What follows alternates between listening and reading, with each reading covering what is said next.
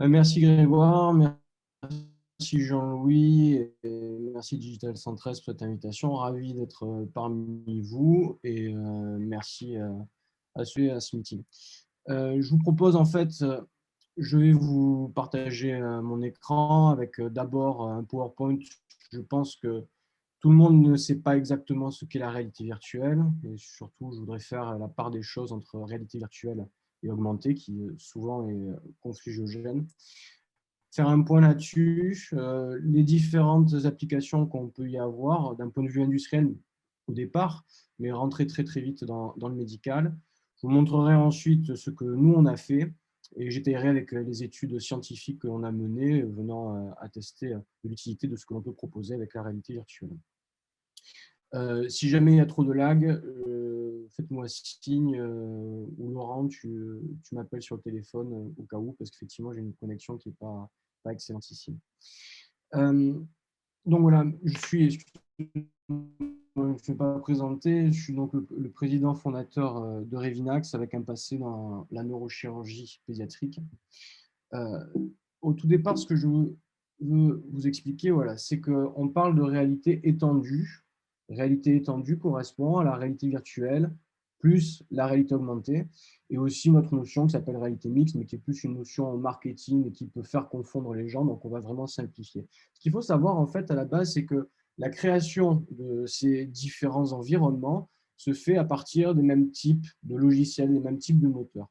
Donc, il faut vraiment prendre ces différents environnements, ces différents supports comme des médias. C'est une nouvelle façon d'afficher de l'information. Il y a des indications qui vont être différentes dans les cas d'usage et aussi lorsqu'on s'attache à la pédagogie, comme c'est notre cœur de métier, où là, il y a plusieurs types de contenus à l'intérieur même de ces différents types de médias. La réalité virtuelle, c'est dans un autre environnement. Et à l'heure actuelle. Donc ça passe par un casque. L'ordre, c'est Ça coupe beaucoup. l'immersion. D'accord. Nous sommes dans une autre Maxime? réalité, une Ça coupe réalité beaucoup là. qui est virtuelle. Oui, Maxime, Je tiens. on a un mauvais son. Ouais. Ouais. Je vais Peut-être essayer de coupe ta vidéo, éteindre peut-être. ma vidéo. Okay. Je vais éteindre ma vidéo. Ouais. On va voir si c'est mieux. Pour l'instant, on n'entend plus rien. Ça y On est, je t'entend plus, viens Maxime. de le faire. Ah, ça passe pas mieux là. Non. Enfin, en tout cas chez moi. Ça Non. marche là?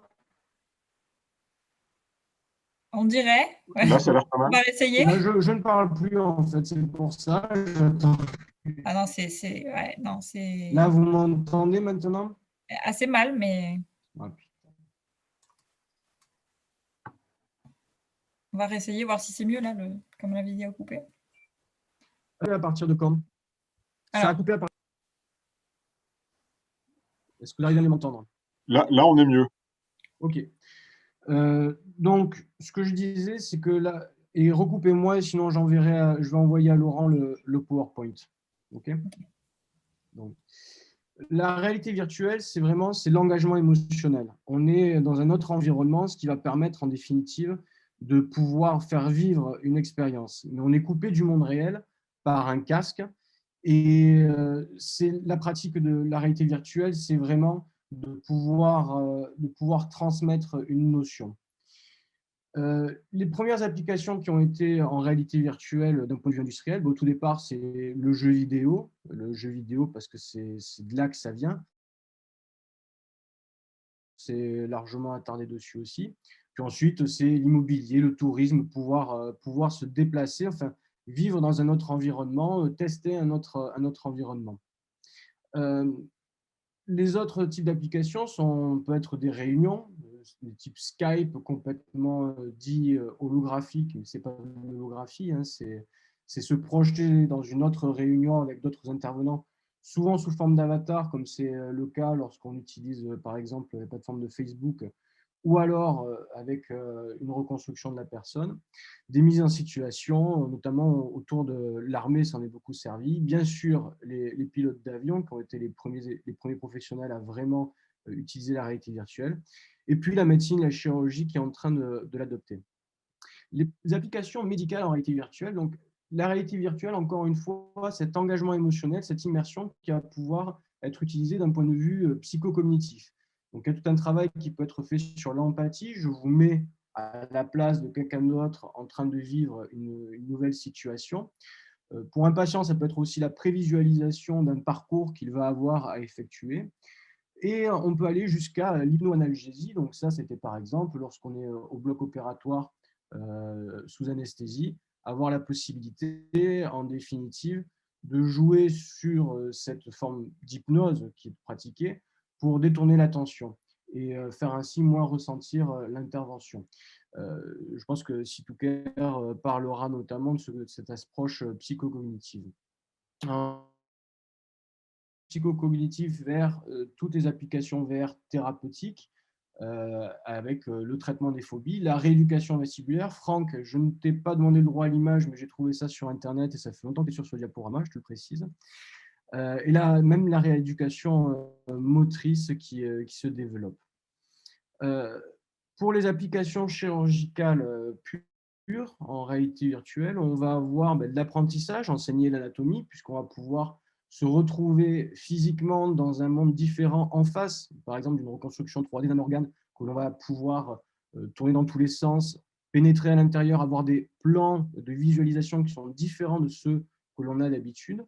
L'apprentissage aux gestes techniques, jusqu'à de gros simulateurs qui ont des retours de force haptiques, qui vont pouvoir permettre quasiment de préfaire l'intervention. La planification, donc on va pouvoir littéralement disséquer, ce n'est pas encore le cas, mais dans le futur, c'est vraiment en fait, in fine, s'imaginer avoir l'imagerie du patient qui soit reprojetée en réalité virtuelle et finalement pouvoir préopérer le patient et jusqu'à arriver à une réalisation intégrale. Et selon l'Académie de chirurgie, en définitive, le temps préopératoire, de planification préopératoire, c'est-à-dire la préparation à cette intervention, va progressivement grandir pour remplacer le temps opératoire qui sera éventuellement réalisé ensuite par des assistants robots. Ce qui est la réalité augmentée maintenant. Alors la réalité augmentée, on voit l'environnement dans lequel on est et on va enrichir cet environnement de nouvelles données. Cette fois-ci, l'interface, ça va être globalement ce qui est équipé de caméras et d'écrans de visualisation. Donc, au tout départ, ça peut être des écrans de télé avec une caméra branchée dessus, dans le cadre de la chirurgie, par exemple, mais aussi l'iPhone, l'iPad. Les Google Glass étaient les premières lunettes de réalité augmentée. La grosse différence, donc, c'est que vous voyez au travers, vous n'êtes pas dans un casque, vous n'êtes pas immergé dans un environnement à part, vous voyez au travers. Et le fait de voir au travers va permettre de continuer à travailler et aussi d'améliorer les informations que l'on va pouvoir ajouter dans l'environnement. Petite nota, la réalité augmentée, la grande différence est qu'en fait, je parle de la première version de réalité augmentée de type Google Glass, vous alliez avoir l'information qui est projetée en permanence devant vos yeux. Lorsque les géants de l'industrie ont parlé de réalité mixte, ce qui est très, très, très confusiogène, c'est parce qu'en fait, là, vous voyez le pare-brise qui s'est amélioré et en fonction de l'environnement, je vais avoir l'information qui va littéralement changer, complètement changer. Mais là, on voit la route qui est en surbrillance, la route tourne. Sur l'écran, ça va se mettre à tourner aussi. La réalité mixte, c'est juste un prolongement de la réalité augmentée. Il ne faut pas chercher autrement. Restons sur réalité virtuelle et réalité augmentée. Réalité virtuelle, j'ai un casque, je suis immergé émotionnellement dans un environnement. Réalité augmentée, je suis dans l'environnement présent actuel et je peux rajouter des informations dedans.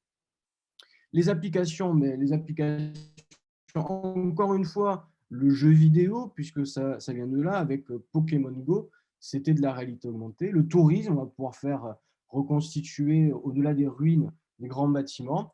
le e-commerce, que ce soit certaines boutiques en ligne avec Chris, par exemple, qui vous permettait de tester des lunettes, et tout ce qui est Messenger ou Snapchat lorsqu'on se rajoute sur la tête des décorations. Les applications pour le business, le marketing, et enfin, bien sûr, ce qui était très attendu, c'est l'assistance, téléopération, c'est-à-dire que vous avez un expert. Ici, on voit, il y a la main de l'expert qui s'affiche en surbrillance sur l'écran et qui va guider l'opérateur à distance. En médical, ben pareil, hein, la téléassistance qui va permettre aussi là d'avoir une main étrangère qui vient dans le champ de vision et qui va indiquer ce qui se passe. C'est intéressant, mais bon, vous comprenez bien qu'avec une tablette, ce n'est pas le plus efficace et qu'il vaut mieux avoir une position tête haute.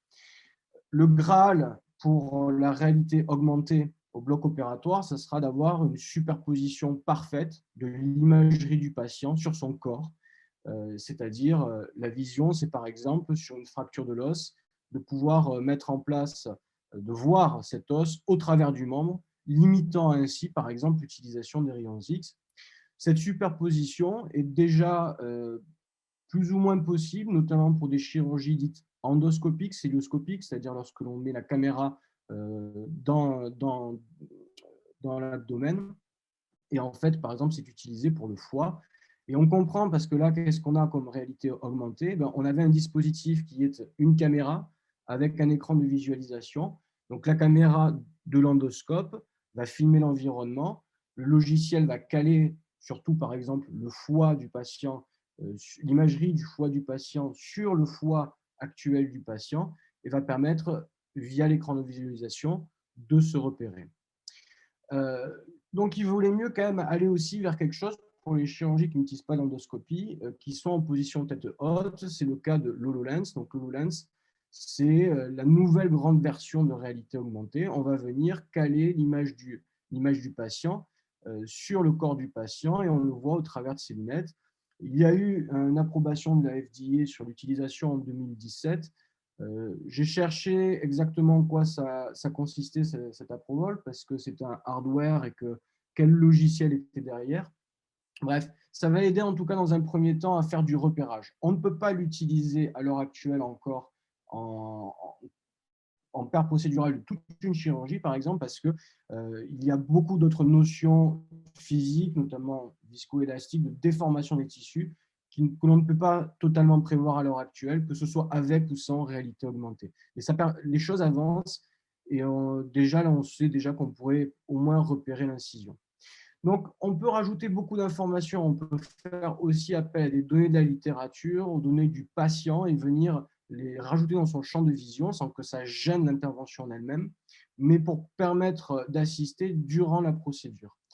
Nous, ce que nous avions fait en 2017, une première en bloc opératoire, ça a été en fait, et je vous expliquais ce qu'on fait ensuite, de projeter les vidéos correspondant aux différentes étapes de la procédure. Donc, lorsque le chirurgien regarde vers le bas, il est capable d'opérer puisqu'il regarde au travers de lunettes. Et levant la tête, il a accès à différentes informations.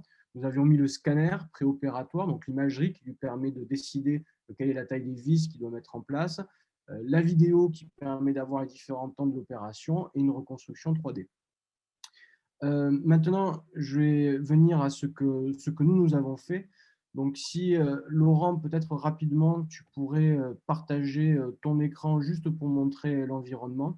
Et je pense qu'en plus, il faut qu'on accélère un peu étant donné le temps qui passe. Donc, ça a été d'équiper les chirurgiens, d'abord les chirurgiens, puis ensuite dans d'autres disciplines, d'un dispositif pour filmer la procédure. Pourquoi? Parce que nous, dans notre cas, l'idée, c'était de se dire, lorsque je vais apprendre aux côtés des plus grands, je suis toujours en train de regarder par-dessus l'épaule, d'être des fois, dans le pire des cas, pour le cerveau, d'être en face. Bref, je n'ai pas accès au bon angle de visualisation du professionnel. Et ensuite, lorsque je reviens dans mon hôpital et que je vais rencontrer pour la première fois cette situation, comment je fais pour pouvoir me réintégrer là-dedans et me reprojeter là-dedans. Donc l'idée de base, c'était, on était parti sur de la vidéo et donc une procédure filmée à la première personne. Ce qu'on sait de la première personne, c'est qu'on va pouvoir éviter les erreurs. Jusqu'à 50% d'erreurs évitées, c'est une étude scientifique qui l'a montré, ailleurs que dans le médical d'ailleurs. Pourquoi? Parce qu'on apprend dans le bon sens, on mémorise dans le bon sens, on va restituer dans le bon sens. C'est du bon sens. De l'autre côté, la réalité virtuelle, engagement émotionnel, on va augmenter la rétention, c'est-à-dire j'apprends quelque chose, je le restitue. Ordre de 80%, je n'y crois pas. C'était une hypothèse de travail qui avait été émise par une spécialiste. Nous, on a fait les études, on montre une augmentation, 80%, ça semble beaucoup. Par contre, jusqu'à 80% de temps gagné sur l'apprentissage de nouvelles techniques, ça c'est une autre étude. C'est bien sûr, plus la technique est simple, plus ça sera rapide. Sur nos études à nous, nous avons montré que l'association des deux permettait de réduire de 65% les erreurs. Parce que l'idée, c'était de se dire, on va prendre parti du point de vue de la première personne pour diminuer les erreurs, de l'engagement émotionnel de la réalité virtuelle, pour faire en sorte de faire vivre aux personnes une expérience comme s'ils la vivaient au travers des yeux de l'expert qui la réalise. On ne s'est pas arrêté là, on a ensuite créé le reste de l'environnement, dans lequel, là, Laurent est en train de nous montrer. Donc, vous avez ce PowerPoint qui est à gauche. Lorsque vous tournez la tête, il faut vraiment s'imaginer physiquement tourner la tête quand on a un casque de réalité virtuelle. Face à soi, on a le point de vue à la première personne. Dans le casque, il est en 3D relief et on va pouvoir vraiment vivre cette expérience. De l'autre côté, lorsqu'on se tourne encore une fois physiquement à droite, on a d'autres données additionnelles qui peuvent être de la vidéo, des images de synthèse avec lesquelles on va interagir, je parle d'objets 3D, de PowerPoint. La dernière particularité, c'est d'avoir en haut les chapitres qui correspondent aux différentes étapes de la procédure. Il faut penser que c'est comme une nouvelle façon de faire une notice technique. Lorsqu'on a le point de vue à la première personne, les données additionnelles et les chapitres en haut, c'est ce qu'on a défini comme étant un tutoriel immersif qui appartient ensuite à une librairie. Alors, pourquoi on a fait ça? On a fait ça parce qu'il y a des techniques opératoires qui sont à connaître. À chaque fois, il y a un dispositif différent. Puis la chirurgie, c'est quand même de l'artisanat, c'est-à-dire que vous avez un protocole de base et ensuite, il faut savoir s'adapter. Pour certains partenaires, nous avons pris par exemple leurs experts et avons shooté, filmé cet environnement pour montrer exactement quelles sont les différentes étapes de la procédure en utilisant le dispositif. Voilà, c'est ce qu'on appelle mettre en place une technique opératoire. Je vais, Laurent, si tu peux me redonner la main, s'il te plaît. Merci beaucoup pour avoir partagé tout ça. Hop, je vais reprendre la main. Donc, nous, l'approche que l'on en a eue est une approche qui est basée sur de la vidéo. Encore une fois, la réalité virtuelle, c'est un média. Et vous pouvez projeter ou la vidéo ou bien des images de synthèse, sachant que ce sont deux types de contenus différents et qui ont chacun leur rapport. La vidéo peut-être, jusqu'à présent, était une vidéo dite 360, c'est-à-dire qu'on filme l'intégralité. Nous, ce que nous avons développé, c'est la vidéo en point de vue à la première personne. Ce que l'on a pu montrer par rapport à ça, d'abord, c'était une première étude qui rassemblait au départ 30 professionnels de santé, puis ensuite 90. Ce qu'on a montré, qui était dramatiquement important, c'était qu'il n'y avait pas de différence en fonction de l'âge. Le fait que ce soit de la vidéo nous a permis en fait de donner un contexte très familier aux gens et de faire en sorte qu'ils puissent s'engager facilement dedans. 90% disaient qu'ils avaient la sensation d'apprendre plus vite. Pourquoi? Parce qu'ils comprenaient plus vite. Et ce fait de comprendre, de prendre conscience d'un acte, d'une procédure, est ce qui revient systématiquement sur la réalité virtuelle. Ensuite, nous avons fait une étude qui a pris un petit peu plus de temps, 175 étudiants randomisés, c'est-à-dire tirés au sort, avec la moitié d'entre eux qui étaient sur une notice technique, d'une technique chirurgicale qu'ils ne connaissaient pas, et l'autre moitié qui avait une notice technique plus la réalité virtuelle. Le but était de dire, est-ce que ça peut être un atout en plus? 6 mois plus tard, questionnaire pour faire en sorte de collecter les réponses. Ce qu'on a montré, On n'avait que 9 questions, on aurait dû en faire plus, mais on a montré que le groupe réalité virtuelle avait répondu mieux initialement, et puis aussi ensuite à 6 mois. L'étude qui est en cours de revue à l'heure actuelle, c'était 89 étudiants. Cette fois-ci, ils étaient répartis en 2 groupes sur l'apprentissage d'une technique qu'ils ne connaissaient pas, qui est la ponction lombaire. Un groupe était avec un prof et avec un PowerPoint. L'autre groupe était uniquement en tutoriel immersif. Ensuite, chacun des étudiants était dans une classe à part pour avoir une évaluation d'abord orale d'un point de vue de connaissances théoriques, ensuite une évaluation pratique avec réalisation du geste sur ce qu'on appelle un banc d'essai, c'est-à-dire un mannequin fait pour la mannequin haute fidélité pour la ponction lombaire, et mesure de la durée de réalisation. Ce qu'on a pu en montrer, c'est que sur la théorie, le prof fait mieux. Et encore heureux, c'est toujours ce qu'on a dit, la VR est un outil, ce n'est pas en remplacement. Et la théorie, avec tout ce qui est notamment d'enseignement par message anecdotique que va donner un enseignant, est crucial, c'est capital. Par contre, ce qu'on a pu voir ensuite, c'est que sur la réalisation pratique, la réalité virtuelle fait aussi bien que l'enseignement traditionnel. Et ça, là, ça devient intéressant.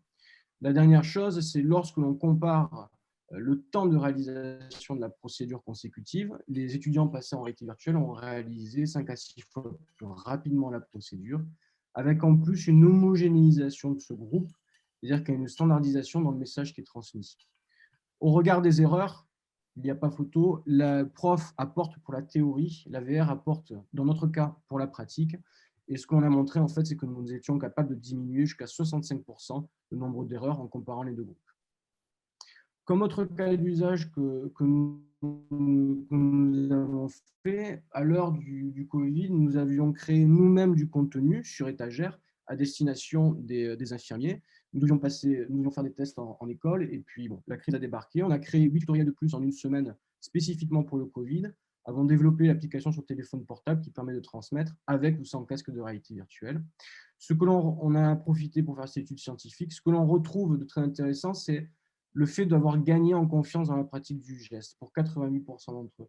Le fait d'avoir pu prévisualiser, prévivre l'expérience permet de gagner en confiance et de ce fait ensuite de pouvoir réaliser plus rapidement la procédure et de réaliser avec moins d'erreurs, donc beaucoup plus précis. Enfin, ce dont je voulais vous finir là-dessus, il y a vraiment, vous avez d'un côté les images de synthèse, vous avez les vidéos 360, vous avez les vidéos 180. Chacun a une indication particulière, en tout cas dans ce qui est de notre approche à nous.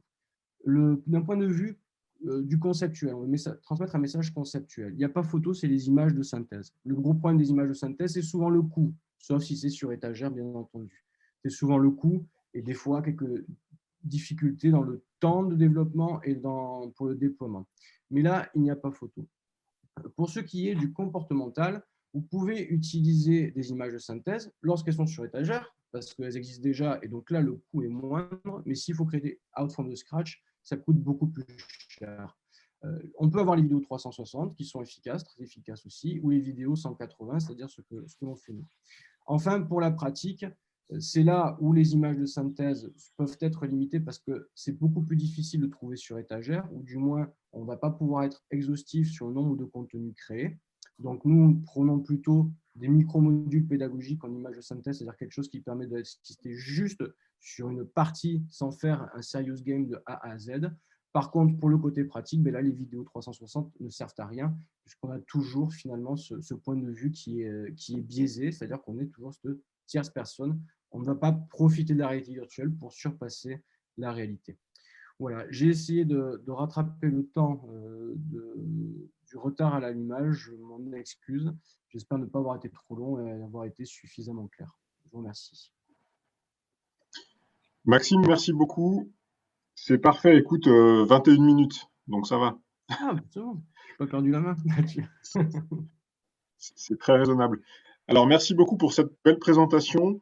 Je vous propose quelques minutes, 5 minutes pour les questions. Et comme on l'a dit, le plus simple, c'est de poser des questions à travers le micro. Chacun peut prendre la main. Une brève présentation de qui vous êtes et puis ensuite votre question pour Maxime et Laurent.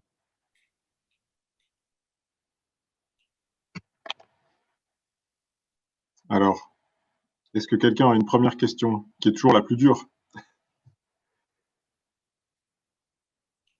Alors sinon, moi j'ai une question, Maxime. J'ai une question. Tu nous as montré pas mal de travaux d'évaluation de ce que vous avez fait, de vos outils, de vos solutions. Et j'aimerais que tu nous dises simplement et rapidement ce que ça implique pour une entreprise de se lancer dans cette démarche d'évaluation. J'imagine que c'est des partenariats, j'imagine que c'est aussi évidemment un besoin en termes de financement spécifique. Qu'est-ce que tu peux nous dire de ça pour, tu vois, donner une idée aux participants? Sur la démarche d'évaluation, pas d'implémentation. D'évaluation, ouais. Ouais. En allant jusqu'à la publication, c'est-à-dire vraiment d'évaluation avec le cadre classique en médecine. Alors, tout ça, ça fait partie d'un travail de thèse. L'évaluation, la grande problématique que l'on peut rencontrer à l'heure actuelle sur toutes les études qui sortent en réalité virtuelle, c'est la comparaison avec quoi? Avec quoi je vais comparer ma réalité virtuelle? Très fréquemment, la problématique, c'est que là où c'est difficile d'avoir une vision claire de ce qui sort dans la littérature, c'est que vous allez avoir un coût de la vidéo comparé à un texte, comparé à de la réalité virtuelle, un coût de la réalité virtuelle comparé à juste une pratique, un coût de la...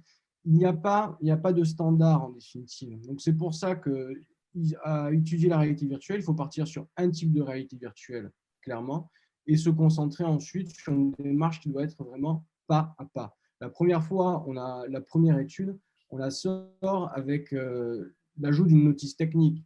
Tu vois.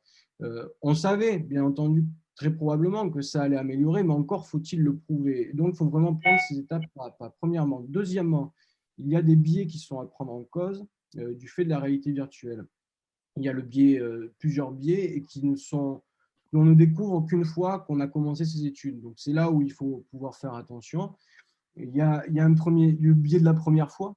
Le biais de la première fois de la réalité virtuelle d'un côté, parce que on peut être surpris et finalement la personne va passer son temps d'abord à regarder l'environnement. Donc, si vous chronométrez, ça peut être compliqué. Mais aussi le biais de la première fois de ce type de contenu. C'est-à-dire qu'au-delà de la réalité virtuelle, quand c'est vraiment un très nouveau contenu très graphique, là aussi, il peut y avoir une perte de temps. Enfin, tout ce qui va être cyber sickness, qui ne sont pas forcément du motion sickness, c'est-à-dire qu'on va avoir une impression étonnante, puisque c'est de la réalité virtuelle, mais qui ne va pas aller jusqu'à la nausée, où ça, finalement, il y a peu de monde qui l'a. Et donc, il y a une préparation pré-étude à faire avec les participants pour déjà, par exemple, leur montrer une partie du contenu qui n'est pas celui qui va être étudié, mais qui en est proche, pour avoir une forme d'habitude et pour aussi avoir la prise en main. Ça, je pense que c'est important. Donc, ce que je dirais, c'est d'abord bien définir, bon, comme toute étude, quel est l'objectif que je cherche à montrer, ou pas à prouver, hein, mais sur à quelle réponse je veux répondre, pardon. Quel est le contenu, bien sûr, contre quoi je vais les prouver, et la préparation, et ça, cette préparation-là des participants est essentielle, et nous, on l'a revu, et sur les dernières, on a littéralement complètement changé la première approche, qui fait que maintenant, on va avoir des résultats qui sont de plus en plus fins. Merci beaucoup. Est-ce qu'on a une autre question parmi les participants? On est 26 là, donc on est presque au complet. Oui, j'ai une question, Stéphane Gilles, Sanofi. Je voulais savoir si vous aviez connaissance de cas d'usage de réalité virtuelle ou augmentée pour former des investigateurs dans le cadre d'une étude clinique sur un candidat médicament. Est-ce que il y a déjà des expériences de modules de formation pour aider les investigateurs? Non, il n'y en a pas, et je trouve ça dommage. Je suis entièrement d'accord avec vous. Nous, on avait eu des discussions avec un autre industriel. Nous n'avions pas encore apporté la preuve de la standardisation du message. Je pense que c'est ça la clé, et je vous rejoins sur ce cas d'usage qui me semblerait excellent, pour faire en sorte que les investigateurs puissent vraiment reproduire exactement le protocole tel qu'il est indiqué. À l'heure actuelle, je n'ai pas connaissance du tout de son utilisation. Et je sais que certains ont commencé à chercher, mais voilà, il fallait quand même, tout comme vous, lorsque vous avez ce protocole, c'est pour faire en sorte que, in fine, vous ayez les résultats les plus fiables. L'étude, je suis en train de la publier maintenant, la dernière, qui montre la standardisation de ce message et l'homogénéisation du groupe et le temps gagné. Donc, je pense que c'est ça aussi qui était attendu, ce qui est logique pour pouvoir investir dedans. Merci.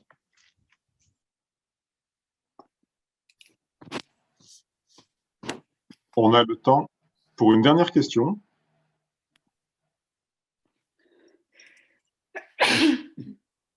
À vos souhaits. Pardon. Bon. Alors, écoutez, merci. Ouais. Merci beaucoup. Et puis en tout voilà, cas, s'il n'y a pas de dernière question, vous avez mon mail. vas-y, Maxime.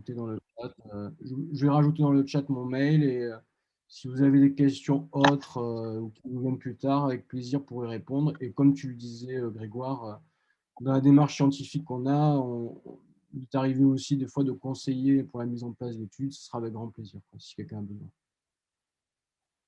Merci. Merci beaucoup, Maxime. Merci beaucoup, Laurent, aussi. Donc, je vous propose de passer à Virtualis avec la présentation de Franck Assaban. Franck, allez-y. Vous pouvez partager vos diapos. Pareil, une vingtaine de minutes et puis les questions après. Ok. Bonjour, vous m'entendez? Tout va bien? Ça Parfait. va le son? Ok, super. Bonjour à tous, merci de cette invitation. Je vous avoue humblement que j'avais pas préparé grand-chose, voire rien du tout, puisque je pensais que c'était plus sous format table ronde, que je raconte mon parcours, etc. Donc, entre-temps, grâce à Maxime, que je salue, j'ai pu préparer quelques petits trucs et vous retrouver des anciennes présentations, donc je vais pouvoir vous partager quelques petites choses. Je vais donc me présenter, Franck Assaban, je suis fondateur de la société Virtualis. Alors un petit peu comme Maxime, on a un parcours un petit peu comparable. À la base, je suis kinésithérapeute avec une spécialité sur les troubles de l'équilibre, les vertiges et le mal des transports. Et c'est donc dans le cadre de mon exercice quotidien au cabinet que je cherchais des solutions pour les patients, notamment au tout début, c'était vraiment pour reproduire des conditions pour le mal des transports, les gens qui sont malades en bateau par exemple, qui sont liés, pour simplifier un petit peu, à un conflit entre ce qu'on voit et ce qu'on perçoit avec l'oreille interne, qui est un capteur de mouvement. Schématiquement, quand on est en voiture, si on ne voit pas la route, la vision dit ça bouge pas et l'oreille interne dit ça bouge. Et c'est ce type de conflit qui est mal supporté par certains. Donc, j'ai commencé par fabriquer des petits outils faits maison, un casque d'apiculteur avec du papier journal, des petites choses comme ça. Et puis, je lorgnais vraiment, c'était en 2000, à partir de 2008 à 2014, on va dire. Je lorgnais un petit peu ce qui pouvait se faire en réalité virtuelle parce que je sentais le potentiel. Seulement, à l'époque, les masques rendaient plus malade qu'autre chose parce que quand on bougeait la tête, on avait vraiment de la latence. Donc, ça recréait un conflit supplémentaire. Ça coûtait excessivement cher, donc ce n'était pas adaptable à un kiné libéral dans un cabinet. Jusqu'à ce qu'Oculus sorte son premier kit de développement, le DK1 d'Oculus, qui était quelques centaines d'euros et disponible sur commande. Donc, c'était un kit de développement. Donc, j'y suis allé au culot. Je me suis dit, je ne suis pas développeur, mais je vais essayer de le commander. S'il ne me demande rien, ça devrait passer. Je l'ai reçu, il y avait des démos téléchargeables comme ça par des développeurs qui s'amusaient à développer des petites applications à l'époque. Et tout de suite, en testant, j'ai vu l'effet que ça produisait. Et je me suis dit, mais c'est exactement ça qu'il faut pour les patients. Donc, j'ai rédigé un petit cahier des charges et j'ai cherché un premier développeur, ça ne l'a pas fait, un deuxième. Et puis, le troisième développeur, c'était sur des forums simplement, qui m'a répondu, avait une formation d'infirmier et travaillait encore comme infirmier, mais était développeur à ses heures perdues. Donc, il comprenait l'aspect thérapeutique. Et voilà comment Virtualis est né, en fait, vraiment sur le terrain pour les patients, à développer des premières applications. Je l'ai testé sur moi, ça fonctionnait bien. Je l'ai testé sur quelques patients, ça fonctionnait bien. Et puis, on développait comme ça. Ensuite, évidemment, ça a créé l'opportunité d'entreprendre, hein. C'est pas, je me suis pas dit: «Tiens, qu'est-ce que je vais monter comme société? La réalité virtuelle, ça a l'air sympa». Ça a été vraiment fait dans l'autre sens. Je faisais beaucoup de conférences, dans des congrès sur le mal des transports, sur la rééducation des vertiges et donc en présentant un petit peu mes travaux et ce que j'étais en train de développer, j'ai vu, l'enthousiasme, qu'il y avait autour et je me suis dit: «Bon, bah, OK, le masque d'apiculteur, je ne pouvais pas le commercialiser, mais là, peut-être qu'il y a quelque chose et que ça pourrait bénéficier à de nombreux patients». Donc, la société a été créée en 2015. On a commencé les développements en 2014. Voilà, donc on est, à Montpellier, on est incubé par le BIC. D'ailleurs, pour la petite histoire, au début, ils n'y croyaient pas du tout. Un kiné libéral qui reste kiné à plein temps et qui, en même temps, monte une entreprise. Je ne sais pas si Maxime, tu as eu un petit peu la même expérience, mais ils n'aiment pas trop les professionnels de santé qui se lancent comme entrepreneurs. Et puis finalement, ça a réussi à passer et donc la société s'est très vite développée. On est resté 2 pendant un moment, parce que j'étais encore moi à plein temps au cabinet, mais on avait déjà 50 clients, qu'on n'avait pas, une seule personne qui s'occupait du commercial. On n'a pas eu de commerciaux d'ailleurs pendant, quasiment 3 ans. La société est rentable depuis le premier exercice, hein, et puis on se développe vite. On est une vingtaine maintenant en France et comme Maxime, on a une filiale, aux États-Unis aussi avec, 2 personnes qui s'en occupent. Donc moi, au contraire des idées reçues, je pense, qu'un professionnel de santé, comprend, mieux que quiconque les besoins de ses confrères et c'est un petit peu comme ça que vraiment on a vécu l'aventure. C'est pas juste, faire du commercial et vendre pour vendre. Mais, on a vraiment un système de collaboration avec tous nos utilisateurs, pour avoir des retours terrain. On n'a pas tous les mêmes patients, on n'a pas tous les mêmes protocoles de soins et donc ça nous permet d'enrichir et de tourner vraiment nos applications vers, l'efficacité pour les patients et la satisfaction pour les utilisateurs. Donc aujourd'hui, on a à peu près 500 clients, dans le monde. On doit être présent dans 28 pays, je crois. Alors, c'est un petit drapeau de ci, de là. On en a une en Australie, au Brésil, on en a au Liban, en Iran, en Jordanie. Voilà, c'est suite à des congrès, des conférences auxquelles je participe. Alors, ce qu'on fait concrètement, c'est que nous, on développe des applications de rééducation. Donc, au début, c'était pour les vertiges et le mal des transports, mais maintenant, grâce à l'évolution des masques de réalité virtuelle, ça nous permet de toucher tous les domaines, notamment la rééducation neuro après les accidents vasculaires cérébraux, par exemple, ou d'autres pathologies. Donc, on vend ça en immense majorité à des kinésithérapeutes, des centres de rééducation fonctionnelle, des services de rééducation, de soins de suite et rééducation dans les hôpitaux. Et pour leur simplifier la vie, on vend une solution complète avec le masque de réalité virtuelle, le PC, tous les accessoires, etc. Mais là-dessus, on ne marge pas, hein. Notre métier, c'est vraiment de faire du logiciel et maintenant même des plateformes. Donc, c'est des plateformes de posturographie que je vous montrerai qui sont soit en statique, soit en dynamique, c'est-à-dire un gros plateau qui bouge sur lesquels on peut se mettre pour travailler soit la stabilité du genou, de la cheville, mais aussi les risques de chute, les troubles de l'équilibre. Voilà un petit peu pour le background. Donc maintenant, évidemment, depuis 2 ans, je suis à plein temps dans la société. J'ai dû me résoudre à abandonner la kinésithérapie. Mais j'en suis très content puisque évidemment la société se développe très bien. Alors, je vais essayer de partager mon écran. L'écran 2, ça doit être celui-là. Hop, on va voir si tout va bien. Tac, et ça marche. Ça marche bien, vous voyez ce qu'il faut? Tout à fait. La réalité virtuelle, c'est quoi? C'est parfait, Franck. Ok, super. Donc, je vais faire ça très vite. La réalité virtuelle, Maxime en a très bien parlé. Je ne vais pas revenir dessus. Donc, pour nous, c'est vraiment soit en masque, soit en cave. Mais en cave, ce n'était pas possible aujourd'hui dans les cabinets. Donc, les applications VR dans la santé, la formation médicale, l'anatomie 3D, la chirurgie. Donc, Maxime, je suis désolé, je n'ai pas mis de photo, contrairement à toi, mais je pensais bien sûr Arevinax, hypnose, relaxation, douleur. Donc, on a aussi une petite antenne de rééducation enfin de thérapie. Ça s'appelle TERV, ça c'est assez ancien même. Thérapie d'exposition en réalité virtuelle pour tout ce qui est psychothérapie. Donc, c'est c'est une forme de thérapie cognitive et comportementale où on va immerger le patient face à une phobie, une peur, un trouble quelconque, de manière contrôlée et progressive. Donc là, C2Care qui est un petit peu plus spécialisé là-dedans que nous, je ne sais pas s'ils vont être présents du coup aujourd'hui. Donc on développe aussi des On est applications. présent. Ah, vous êtes là, d'accord. Tout à l'heure, on avait demandé, et il me semble que tu n'étais pas encore connecté. Donc, psychophobie, thérapie d'exposition en réalité virtuelle, je vous en parlais. Donc, l'hypnose aussi, il y a d'autres sociétés aussi qui en font. Rééducation fonctionnelle vestibulaire, c'est donc notre cœur de métier. L'acceptabilité de la réalité virtuelle dans les soins.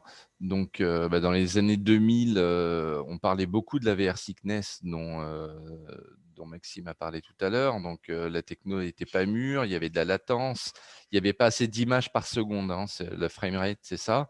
C'est pour permettre d'avoir vraiment un mouvement fluide. Là, quand je bouge la tête, l'image est fluide. Et au début de la réalité virtuelle, c'était très saccadé. Et donc, ça provoquait vraiment de la VR sickness. Depuis 2018, bien sûr, la techno est mature maintenant. La latence est quasi imperceptible. On dit qu'en dessous de 20 millisecondes, on ne va pas percevoir la latence. La latence, c'est quand je vais bouger la tête, à partir de quel moment l'image va bouger. Et on est sur 90 images secondes, donc ils sont amplement suffisants pour avoir une bonne fluidité. Il y a beaucoup d'études qui ont été faites sur la tolérance dans les publications scientifiques. Donc, on n'a plus de soucis avec ça. Alors, pourquoi utiliser la réalité virtuelle en rééducation fonctionnelle ? D'abord, ça va permettre de faire beaucoup de choses avec un seul outil. Ce qui est un petit peu le problème des cabinets de kiné, c'est qu'on a souvent un outil pour faire ci, un outil pour faire ça. Donc, ça multiplie le coût et l'espace requis et puis tout le matériel. Là, on va pouvoir faire de la rééducation fonctionnelle du membre sub, du membre inf, du rachis cervical, bien sûr, on le comprend en bougeant la tête, mais pas uniquement. Pour le membre sup, on peut mettre maintenant des trackers au niveau du coude, par exemple, et travailler vraiment la mobilité du membre supérieur ou du membre inférieur. Trouble de l'équilibre, on le perçoit rapidement aussi les chutes du sujet âgé. Tout ce qui est neuro, c'est encore plus efficace parce qu'on a tendance à dire que ce que le cerveau croit, le corps peut, en gros. Quand on arrive à faire croire au cerveau que la main paralysée bouge, ça aide énormément, et je vous montrerai des petites vidéos avant-après, le patient. Donc, tout ce qui est neurologie, les négligences, c'est des patients qui n'enregistrent plus ce qui se passe sur la moitié de leur champ de vision. Le cognitif, bien sûr, paraplégie, tétraplégie, la proprioception, donc c'est un petit peu la manière dont on se tient debout pour l'équilibre, l'hémiplégie. Et donc, ça permet aussi de pouvoir proposer un exercice mixte dans différents services. C'est-à-dire qu'il n'y a pas que les kinés qui vont s'en servir, il y a aussi les ergothérapeutes, les neuropsys, les psychomotriciens, etc. Ça permet du multisensoriel puisqu'on a du son aussi, on a de l'image, on a du mouvement, on peut se déplacer. Et des stimulations réalistes, donc les transpositions dans la vie quotidienne. C'est ce qu'on cherche, le nom même rééducation fonctionnelle, ce qu'on fait concrètement quand on est kiné, c'est fonctionnel. Donc, c'est sûr que plus on va se rapprocher de la vie vraiment du patient pendant les exercices de rééducation, plus le cerveau enregistre que finalement ça c'est possible, et plus quand il va se retrouver dans la situation exacte, réelle, le cerveau a déjà été entraîné, donc il va aborder cette situation de façon beaucoup plus simple. C'est pour vous montrer un petit peu l'encombrement que ça prend. Vous voyez, il y a un meuble avec un PC, un masque, un écran, et c'est tout. Donc, ça prend un encombrement minimum. Je ne suis pas en train d'essayer de vous le vendre. Je vais peut-être vous montrer. Alors, ça, c'est intéressant. C'est de la thérapie miroir. Donc, elle ne veut pas se lancer. Si, elle va y arriver. Donc, on voit avec un petit dispositif qu'on voit ici, c'est le Leap Motion qui traque le mouvement des mains. Vous voyez que c'est totalement fluide. C'est du temps réel, ce qu'on a filmé ici. Donc, les mouvements des doigts. Et voilà la thérapie miroir. Donc, ça s'adresse à des amputés, par exemple, ou des gens qui sont paralysés d'un membre. Donc là, en l'occurrence, sa main gauche est paralysée, on va dire. Le fait de bouger sa main droite, il voit quand même sa main gauche bouger. Ça se faisait avant avec un miroir où on se penchait, on bougeait la main droite et on regardait l'image en miroir de sa main gauche bouger. Ça donne des résultats. Il y a beaucoup de publications. C'est très statique avec le miroir. On ne peut pas se déplacer, on ne peut pas bouger. Et puis, le cerveau comprend quand même qu'il regarde à travers un miroir. L'intérêt là, c'est qu'avec ce masque de réalité virtuelle, il est complètement sorti de l'environnement de rééducation. Vous voyez, dans un appartement, il peut être debout ou assis, hein, on a plusieurs. Et du coup, là, le cerveau va y croire beaucoup plus. Et on a un grand nombre de patients que je suis, même moi encore. La première immersion, ils pleuraient de voir leur main gauche bouger. Et ça donne des résultats qui sont vraiment extraordinaires par rapport à ce qui se faisait avant. Donc, vous voyez que là, il bouge sa main droite et il voit ses deux mains qui bougent. Et on peut même faire disparaître la main droite pour ne focaliser que sur, voilà, comme ici. Il bouge sa main droite, mais il ne voit plus que sa main gauche qui bouge. Voilà. Alors, on continue. Hop. Voilà avant, après. Vous voyez avant, ici. Donc, c'est un patient qui est... Alors, c'est des patients qui ont été hémiplégiques ou hémiparétiques, c'est-à-dire qu'ils peuvent bouger un petit peu, mais pas complètement, depuis plus de 3 ans. C'est une étude qui est faite actuellement dans un centre de rééducation neurologique en Belgique. Donc voilà, on lui demande de saisir des petits objets. Et vous voyez avec sa main comment il... Alors lui, en l'occurrence, il est né avec une hémiparésie, c'est-à-dire avec beaucoup de difficultés à saisir des objets et à bouger sa main droite. Donc, vous voyez les difficultés qu'il a à saisir des trombones, des petits objets. Il fait 2 mois de rééducation, donc je vais vous montrer voilà, avec les petites capsules. Il fait 2 mois de rééducation avec cet outil-là, à raison de 3 fois par semaine, une demi-heure.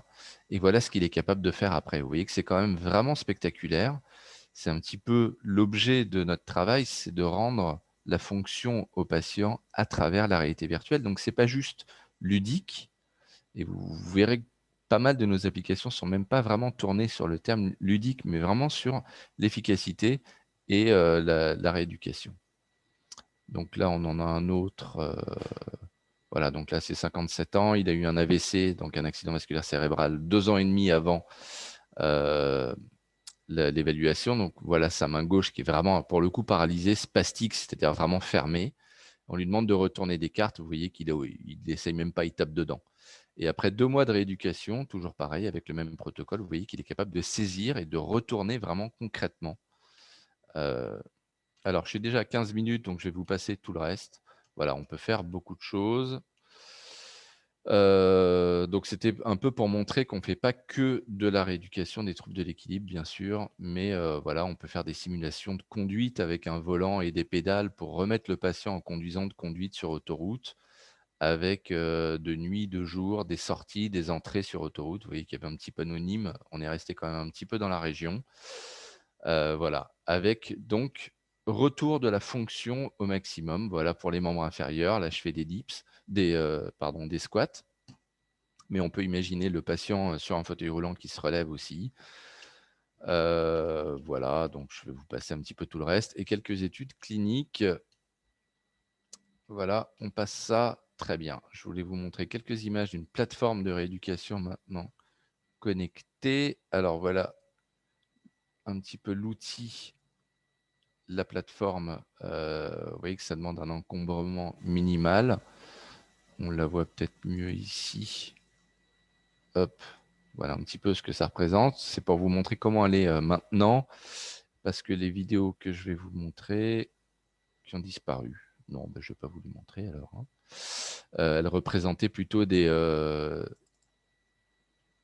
qui était fait avant. Voilà des exercices, par exemple, pour la rotation du dos, pour travailler dans les 3 plans. Donc, vous voyez que vraiment, ça permet de faire des exercices en fait, on demande normalement à un patient dans un cabinet de kiné de se retourner et de faire ça.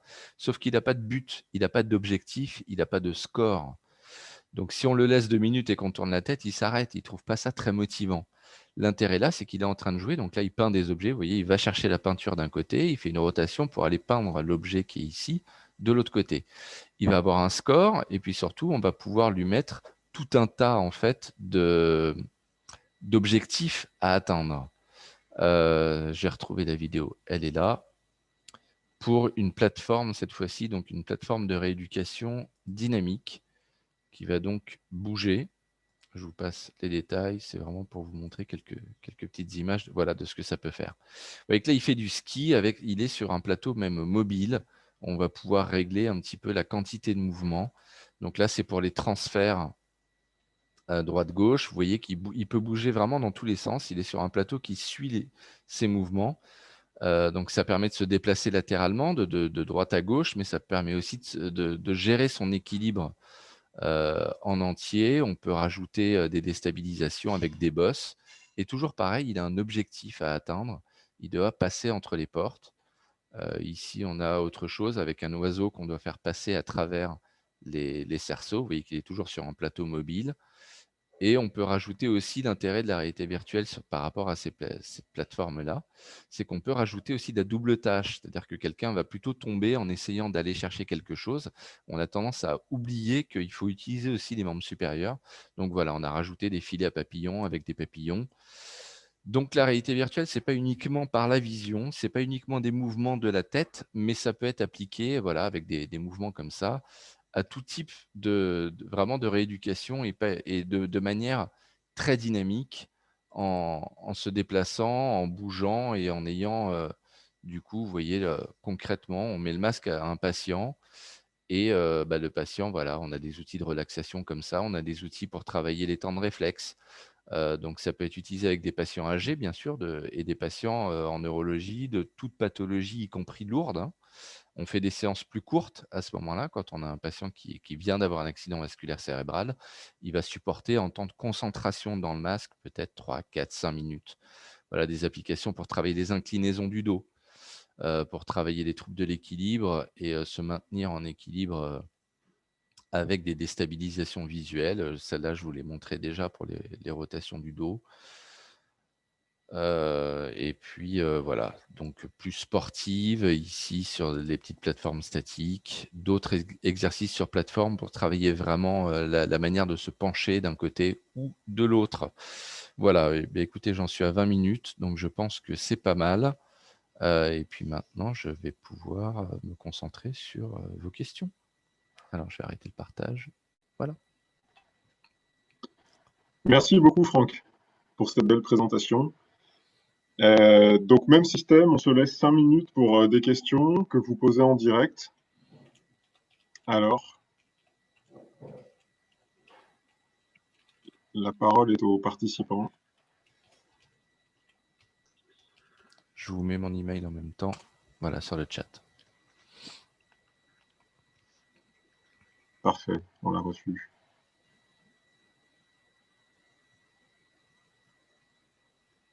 Bon, pas de questions. Alors moi, j'ai une question, je lance hein, comme tout à l'heure. Moi, j'ai une question. Franck, vous avez évoqué un développement à l'international qui m'a l'air très puissant et très rapide. C'est une question un peu de béotien, mais est-ce que finalement, le fait qu'on soit sur de la réalité virtuelle, ça facilite d'une certaine façon l'internationalisation, puisque on est essentiellement sur de l'image, sur de la vidéo. Est-ce que voilà, ou est-ce que c'est plutôt à travers votre réseau, vos contacts, enfin voilà, est-ce que vous diriez que c'est a priori plus, je dis pas que c'est facile, hein, mais plus simple de proposer sur un marché étranger un outil de réalité virtuelle ou, Alors, ça, c'est une question pas du tout de béotien qui est très intéressante et qui est une réponse complexe. Désolé. Oui et non. Il y a différents domaines. on a Ouais, non, mais je vais être rapide. Dans le domaine des vertiges, clairement oui, parce qu'on comprend tout de suite qu'avec… alors, je vais prendre un exemple simple. Vous êtes assis à l'arrêt à la gare dans le train et le train d'à côté démarre. Vous avez tout de suite la sensation d'être en train de reculer. Donc, pour traiter les vertiges, passer à travers l'œil, c'est tout le monde le comprend, c'est une évidence. Et on utilisait avant des boules à facettes dans le noir pour créer des simulations de mouvement. Donc ça, c'est très facile. Et donc, dès qu'on montre un petit peu ce qu'on fait, même en vidéo, les gens comprennent tout de suite l'intérêt pour les patients vertigineux. Le mal des transports, j'en parle même pas, une simulation de bateau, on comprend que si on met le patient de manière progressive avec des vagues de plus en plus hautes, on va le traiter. Donc, dans le domaine des vertiges, c'est facile et ça marche bien. Ensuite, la réalité virtuelle en général, même pour la rééducation, donc pour la médecine, ça, Maxime, pour ce qui est un peu plus formation, on parlera mieux que moi, mais pour vraiment l'appliquer, mettre le masque à des patients, tout le monde en veut. Le monde entier en veut parce que c'est super sexy, c'est moderne, c'est des nouvelles technologies. Par contre, on a un gros travail d'éducation du marché, notamment pour la rééducation fonctionnelle, où on doit leur montrer l'intérêt pour le patient. Aux États-Unis, ils fonctionnent de manière binaire. Ça a été prouvé. Alors, ils vont même pas lire comment ça a été prouvé. Et ça, quand on lit dans les détails, on se rend compte, comme le disait Maxime, qu'il y a plein de biais et que finalement, c'est pas une étude vraiment intéressante. Mais si dans le titre, il y a écrit la réalité virtuelle est supérieure aux exercices classiques dans la rééducation du rachis cervical, bon, bah, les Américains sont contents, ils achètent. En gros, c'est comme ça que ça marche. Et puis, donc, on a beaucoup d'éducation du marché à leur montrer l'intérêt. Il y a des pays, notamment au Moyen-Orient, où ils ont encore une vision très gaming, en fait. Ils se disent, mais je ne vais pas acheter un masque de réalité virtuelle sur le site d'HTC Vive, par exemple, pour traiter mes patients. C'est du jeu vidéo. Donc, on a plus de facilité à vendre la plateforme, par exemple, qui, elle, est un outil clairement établi pour la rééducation. Et en vendant la plateforme, on leur dit, c'est connecté à un masque de réalité virtuelle. Et on a d'autres applications. Et ça, c'est plus simple, finalement. Donc, il y a les deux. Il y a tout le monde voudrait de la réalité virtuelle pour leurs patients, mais d'abord, ils sont un petit peu réfractaires et puis ils cherchent du contenu. Et là, à ce moment-là, bah, c'est ce qu'on appellerait en anglais les low-hanging fruits. C'est les early adopters, ceux qui en veulent tout de suite. Mais pour le marché de masse, on va dire, on a pas mal d'éducation à montrer que pour la rééducation de l'épaule, c'est super intéressant. Pour la neuro, c'est super intéressant et ça donne vraiment des résultats. Et on a quand même une petite réticence de ouais, mais c'est pour du jeu vidéo, votre truc, je ne vais pas rééduquer mes patients avec de la PlayStation, en gros. Donc il y a du pour et du contre. Ok, merci beaucoup. Je voulais pas laisser croire que c'était facile, hein, Non, mais je non, pense que c'est mais ce que alors j'avais en oui, tête. voilà, C'est que c'est justement ce qui s'est fait le plus vite, je te donne la parole tout de suite, Maxime. Ce qui s'est fait rapidement, c'est effectivement parce que je fais beaucoup de conférences et de congrès dans le monde arabe, en Turquie, aux États-Unis, partout. Donc voilà, c'est souvent suite à des conférences, à des congrès ou dans des… Alors les congrès, malheureusement, on n'en a plus en ce moment, mais voilà, c'est à l'occasion de congrès dans le monde où on rencontre des grands professeurs, des universités, des choses comme ça. On discute et puis quand ils viennent tester, ils voient l'intérêt pour leurs patients et c'est comme ça que s'est fait beaucoup notre démarche à l'export. À partir de janvier, on va avoir quelqu'un qui sera consacré à l'export. On a déjà des distributeurs en Turquie, en Tunisie, dans quelques pays, en Espagne, mais on n'a jamais poussé. Pour l'instant, voilà, ça s'est fait par des opportunités pendant des congrès ou des conférences que je donnais. Ça ne s'est pas fait par une démarche active. Maxime a levé la main, mais il a disparu depuis. Je suis là. Ok. Il est là. Le parti qu'on a pris, nous, c'est d'avoir une approche qui soit cross-platform. C'est-à-dire que la technologie doit être un outil et surtout pas une barrière. Et effectivement, un équipement peut devenir pour d'autres consommateurs une barrière. Donc, se dire qu'il faut que ce soit accessible partout, que ce soit la réalité virtuelle étant un média, on peut l'avoir en VR, mais on peut l'avoir aussi sur son téléphone portable. Je me demandais si toi, il y a certains modules que tu as développés que tu pourras mettre aussi sur téléphone portable pour faire en sorte que lorsque le patient va chez le professionnel, bon, il y a tout l'attirail, mais ensuite, pour lorsqu'il est chez lui, il puisse continuer certains exercices. Est-ce que c'est quelque chose qui est dans le pipe ou qui est déjà fait ou… C'est notamment aux États-Unis où les soins sont assez chers et c'est difficile. En fait, chez nous, on a un modèle classique, hein. On a une douleur à l'épaule, on va faire 15 séances chez le kiné. Il y a des pays, même en Turquie, où c'est un petit peu différent, où on va aller faire une évaluation chez le kiné, on va ressortir avec une liste d'exercices à faire à la maison, et puis on y retournera peut-être 2 ou 3 fois, pas plus. Donc c'est effectivement dans le pipe, ça pose plein de problèmes, risque de chute. Alors si le patient chute chez lui avec notre logiciel, il y a eu des cas, hein, même en gaming, où le patient tombe sur une table en verre. C'est un Donc russe, ouais. ouais, il peut mourir. Donc voilà, on a un risque médico-légal, on va dire. Donc il y a pas mal de choses à traiter en amont pour pouvoir y arriver, mais on a dans le pipe et on a en projet de faire des petites applications light qu'on met dans donc le téléphone portable dans un masque de réalité virtuelle qui coûte 50 balles, hein, pour pouvoir continuer à travailler. Alors idéalement pour nous, on a besoin de l'immersion pour être sorti du cadre de rééducation et se dépasser. Il y a beaucoup de choses qu'on ne peut pas faire, hein. Tout ce qui va être membre sup, membre inf, on ne pourra pas le faire. On pourra faire que du coup par exemple, ou un petit peu d'eau, mais voilà, donc c'est pas si simple, mais il y a des petits exercices qu'on pourrait porter, notamment pour l'équilibre, qu'on pourrait porter en demandant aux patients d'être assis à domicile, effectivement. Super, merci. Merci beaucoup. J'ai Merci encore, Franck. Donc, on a... Ah, Ah oui, oui. allez-y. Et si on peut encore poser quelques questions, donc je voudrais savoir Allez.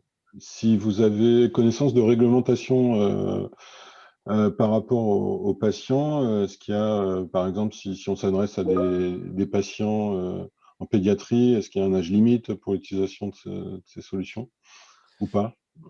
Alors, officiellement, le fabricant recommande à partir de 13 ans, il me semble, ça dépend des marques, mais globalement 13 ans.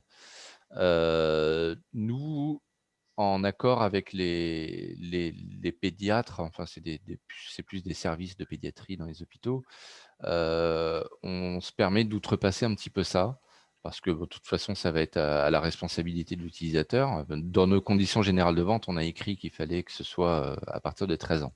Le risque, il est sur la vision binoculaire de 2 écrans.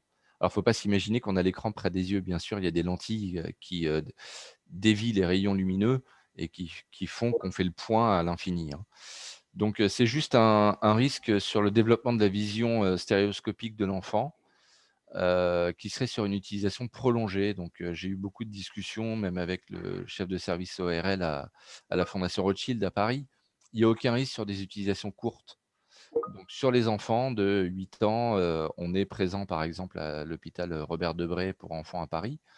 On recommande d'avoir des sessions courtes de 5 minutes à peu près. Et là, il n'y a aucun risque pour la vision. C'est tout ce qu'il peut y avoir. Bon, il y a l'épilepsie, il y a des petites choses comme ça, mais quand on est sur des utilisations courtes et qui n'ont pas beaucoup de mouvements rapides, il y a aucun risque particulier. En tout cas, il n'y a rien d'écrit spécifiquement là-dessus. D'accord. Et ma deuxième question, c'était si vous aviez connaissance de solutions de VR mixées avec des thérapies médicamenteuses. Alors, pas à ma connaissance, non. Euh, Je pense pour un petit peu pour la thérapie miroir notamment, de l'injection de toxines botuliques dans la main. Ça se fait beaucoup pour pouvoir, parce que quelqu'un qui est paralysé, je dis ça, peut-être vous êtes au courant, mais peut-être d'autres pas.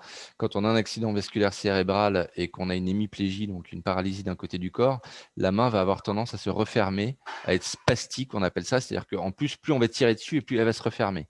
Donc c'est très difficile à rouvrir. Et on a toujours un espoir de récupération. Si on laisse une main fermée, elle s'ankylose et on ne pourra plus jamais l'ouvrir. Les articulations vont se figer. Donc, on fait de la rééducation pour essayer même de mettre des attelles et de la maintenir ouverte.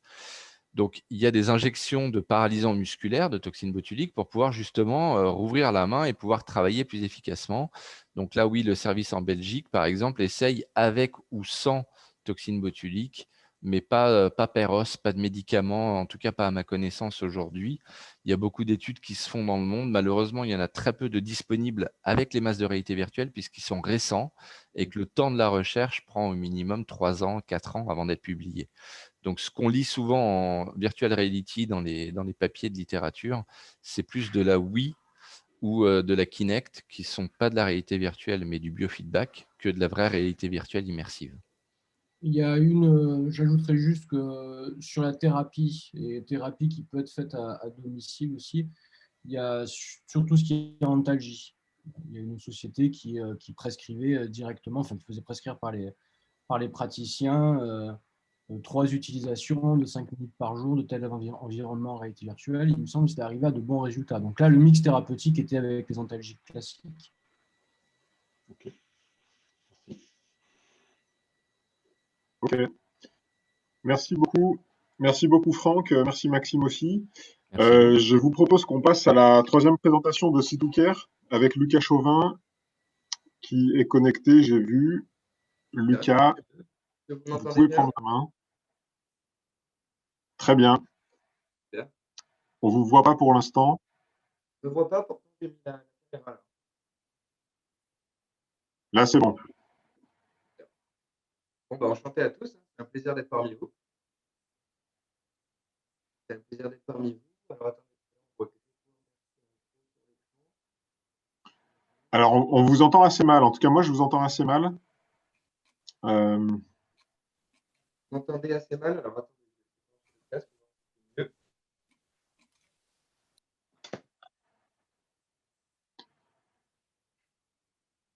Est-ce que vous m'entendez mieux? J'ai l'impression, ouais.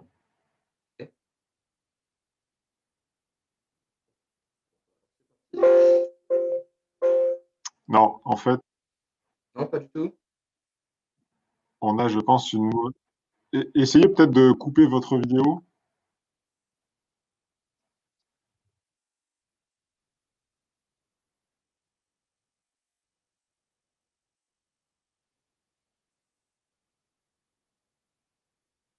Est-ce que vous m'entendez mieux là? J'ai coupé la vidéo?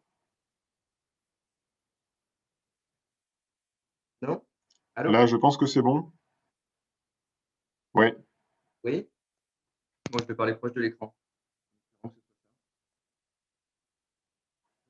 Alors, je vais vous présenter un petit peu Citicaire dans un premier temps. Enchanté, moi je m'appelle Nicolas, en tout cas. Donc, nous, on est une startup qui a été créée il y a 5 ans. On a commencé, donc on travaille avec le docteur Malbos et le professeur Lançon, qui travaillent à l'hôpital de la Conception de Marseille. En fait, eux, ils sont pionniers de la thérapie en réalité virtuelle depuis 15 ans. Ils travaillaient sur des projets donc, sur les phobies et les addictions, et ils avaient besoin justement d'une entreprise qui soit capable d'éditer, de démocratiser et puis de commercialiser ces environnements auprès du public, donc des psychologues. Donc, on a commencé à travailler avec 3 environnements contre les phobies, qui étaient la claustrophobie, l'acrophobie et la biophobie. Et puis par la suite, donc en ayant eu d'excellents retours patients, d'excellents retours soignants, on a décidé donc d'élargir notre panel d'environnements. Et puis maintenant, on va proposer donc plus de 200 environnements, en passant, comme vous pouvez le voir donc, sur l'écran, par les phobies, les addictions, les troubles du comportement alimentaire. On propose aussi de l'hypnose. On a un petit peu de physio. Donc, bien sûr, c'est beaucoup moins élaboré que ce que Franck vient de nous montrer. On a aussi Custom, on est sur Drive, on fait aussi de la neuropsy, et on travaille avec les seniors sur ce qui est Brain et compagnie. Donc, pour commencer, je vais vous montrer un petit peu comment ça fonctionne au niveau des phobies.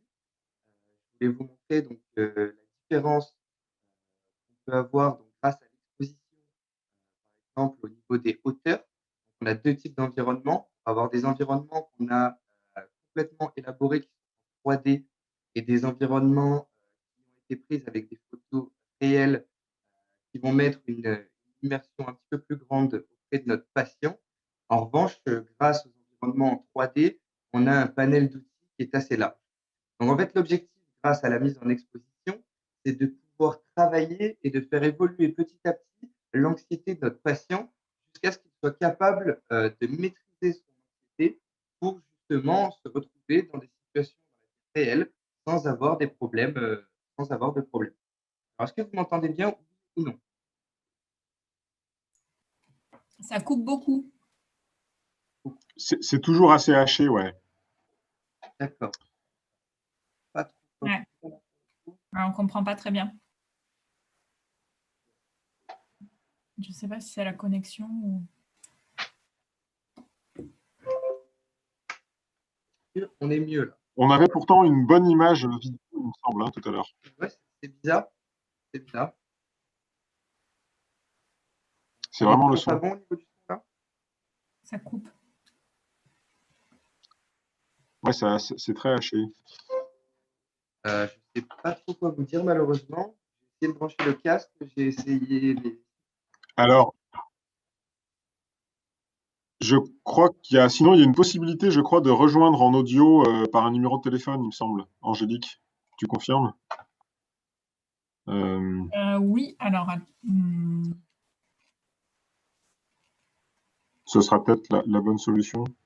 Ce qui fait qu'on aura toujours le partage d'écran, même peut-être l'image, mais qu'on aura le son via un téléphone. Attends, quel est le numéro? Alors, il faut que je retrouve... Je vais essayer de mon côté. Et je vous mettrai le numéro dans le chat, si je le trouve.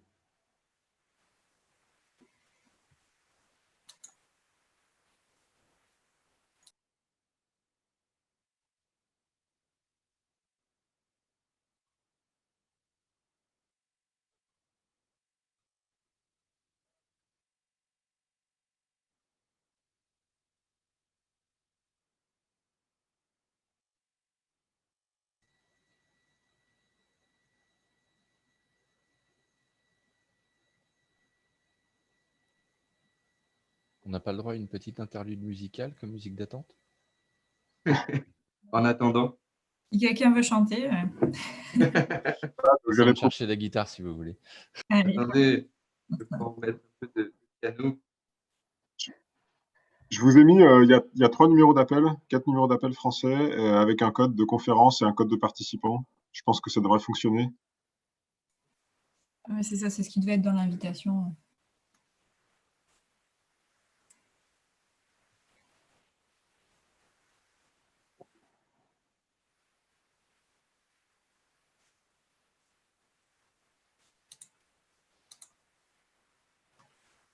Sauf, Angélique, si c'est mon code de participant personnel, je ne sais pas. Attends, Ça devrait marcher quand même. Avec mon téléphone, avec le numéro de la conférence. normalement, avec le numéro. Ouais. Là j'ai regardé aussi, mais il n'y a pas de numéro dans l'invitation. On regarde hein, si vous pouvez, en attendant, prendre le relais ou faire différemment.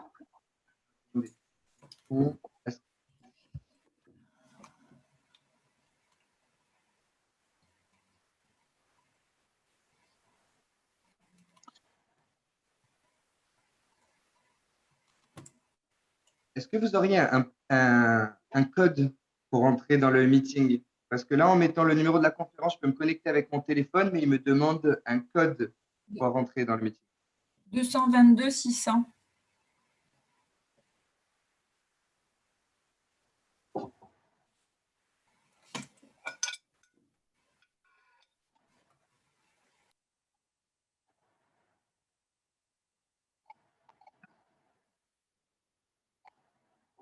Est-ce que vous m'entendez mieux là?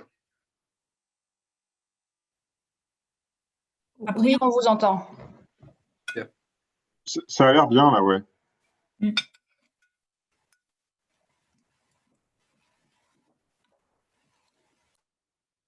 Allez-y.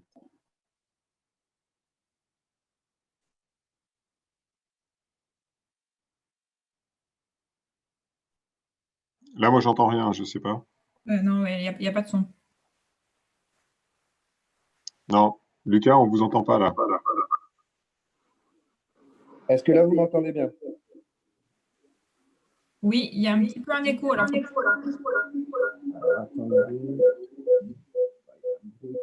peut-être couper un côté.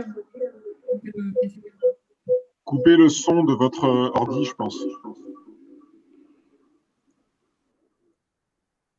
Est-ce que c'est bon là? Alors attendez. Normalement, ça devrait être tout bon. Là, ça a l'air parfait. Oui. On y va. C'est bon. Ok, super, on va y arriver. Oui. Allez, génial.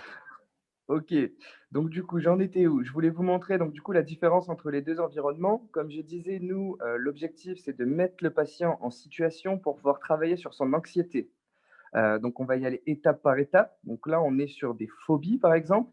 Donc là, sur la phobie des hauteurs, donc en amont, on a des paramètres globaux qu'on va pouvoir gérer pour que le patient puisse se reconnaître un maximum dans le monde de réalité virtuelle. Et puis par la suite, on a des paramètres qu'on va pouvoir modifier tout au long de son voyage à travers la réalité virtuelle. Donc du coup, là, c'est l'étape 1, par exemple, lorsqu'on fait la réalité virtuelle pour la phobie. Et puis, donc, je ne vais pas passer étape par étape avec vous, mais je vais vous emmener directement au 15e étage pour pouvoir regarder donc, où le patient va pouvoir travailler sur son anxiété. Alors, donc, l'objectif, comme je vous disais, c'est de travailler étape par étape. Donc, le soignant, de son côté, va pouvoir avoir une vision sur ce que le patient voit dans le casque et il va pouvoir lui faire augmenter les niveaux. Donc, du coup, si on regarde maintenant, on a le pont qui a seulement des cordes de chaque côté. Si on continue d'évoluer avec le patient, on n'a plus rien. Et puis, si on veut pousser un petit peu jusqu'au bout, on va pouvoir donc mettre des mailles sur la passerelle. Donc là, on met vraiment le patient en exposition. Il va pouvoir travailler sur son anxiété. Là, on est quand même à un niveau assez avancé dans la thérapie avec le psychologue qui est en charge de ce patient. Et puis, si on veut continuer, on a encore différentes étapes. Alors là, c'est assez intéressant. Donc, la planche est assez large pour le moment, mais on peut la mettre de plus en plus fine pour que le patient, dans le cabinet de son psychologue, puisse, par exemple, tester la sensation de la hauteur sur une planche. En l'ayant testé et en ayant créé cette application, c'est vraiment très réaliste. Et ça fait vraiment bizarre de se retrouver donc, sur une planche dans cette situation-là. Donc là, on était donc sur un environnement qui est en 3D et justement, je voulais vous montrer la différence. Donc, avec cette photo qui a été prise dans la vie réelle, donc on a beaucoup moins d'outils pour pouvoir travailler sur l'évolution du taux d'anxiété de notre patient, mais lorsqu'on est dans un environnement comme celui-ci, l'environnement est d'autant plus immersif.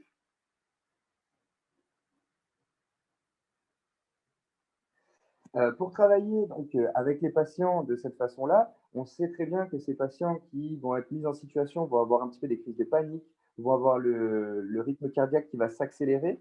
Donc pour ça, on a mis des outils à disposition des soignants pour pouvoir aider le patient à caler par exemple sa respiration sur ce petit cercle bleu qui va s'agrandir ou se rapetissir en fonction de la respiration. Donc on expire et on inspire. Donc là, on est vraiment sur des outils qui vont aider le soignant à pouvoir traiter le taux d'anxiété du patient. Donc on a aussi par exemple des bulles pour être un petit peu plus attractif. Si ça veut bien se mettre, apparemment ça peut être pas mal. Bon, tant pis. Alors là, je voulais vous montrer les phobies.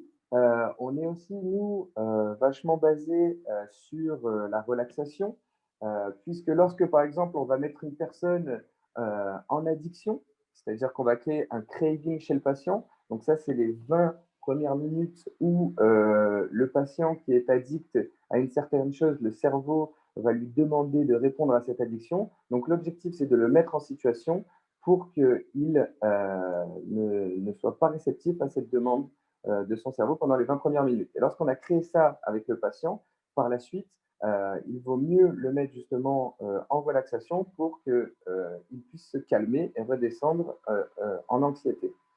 Donc, au niveau de l'hypnose, de la relaxation, on a un panel assez large, plutôt restreint. Pareil, on a des environnements qui vont être en 3D, des environnements qui vont être pris dans la vie réelle. Donc, par exemple, si on part dans de l'hypnose au milieu d'une forêt, donc là, on a le bruit des oiseaux. Alors,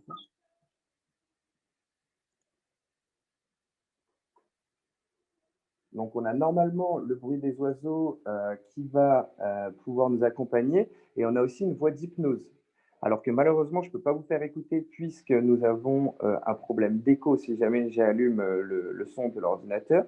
Et on a aussi de la musique pour nous accompagner dans cette hypnose. Donc, on est vraiment basé sur de la relaxation.